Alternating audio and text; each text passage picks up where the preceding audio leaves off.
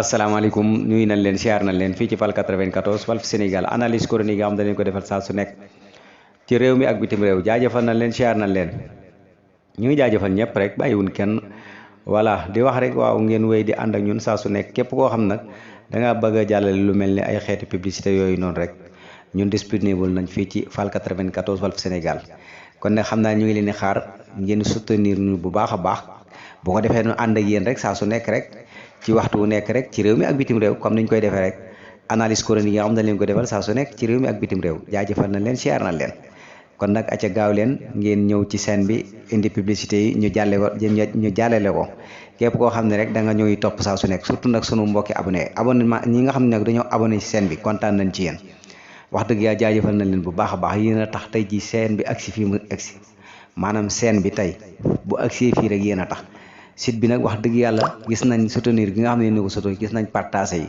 gis nañ sem yi gis nañ commentaire yi wax dëgg yàlla gis nañ tamit wax dëgg yàlla li nga xam ne ni mooy message yi ngeen ñu envoyé saa su nekk kon nag dañ leen di jaajëfal bu baax a baax a baax a baax a baax di leen wax rek ca kaw ca kanam rek Fall 94 Walf Sénégal rek ca kaw ca kanam rek yéen ñi nga xam ne nag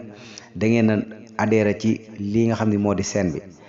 bis bu ngeen ñu joxe ay publicité rek incha allah dinañ leen ko jàllaleel te daanaka yaakaar naa ne lan leen cay laaj du bari bu ko defee rek ñu ànd ak yéen saa su nekk ci waxtu nekk ci réew mi ak bitim réew kon nag tey yaakaar naa ne Ousmane Sonko ku nekk xam ne ni ndaje moom nga xam da ko woote mu jëmale ko ci sëriñ daara yi ak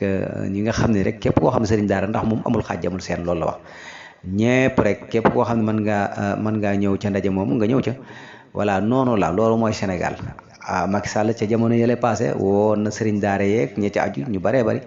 voilà loolu mooy réew mi loolu la Sénégal soxla ndax ñun lu baax rek moo ñu jig voilà kon nag yaakaar naa ni di leen continuer di leen ànd ak ñun saa su nekk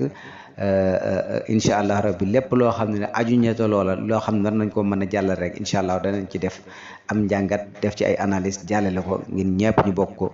déglu kon nag yaakaar naa ne incha allah rabbi topp leen ñu ci kanam bu soobee yàlla lépp lu ci aju rek ci sëriñ daara yi nga xam ne ni ak ñi nga xam ne ni dañuy yëngu ci wàllu alxuraan ak ya ci aju rek ñoom ñëpp tey jii wax dëgg yàlla ñu ngay wuyu ji comme ni nga xam ne ni noonu la ko Macky Sall defee woon ak ñeneen ak ñeneen kon ñu xam ne daal Sénégal noonu la bu ko defee rek ñu bàyyante xel bu baax a baax xam ne réew mi moom jàmm rek moo ko mën a lal jàmm rek moo ko mën a xam nga voilà kon nag ñam xam ne daal lii nga xam ne nii moo di Sénégal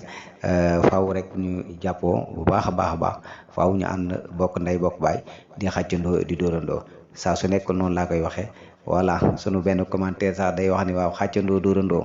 xam naa ne daal wax dëgg yàlla macha allah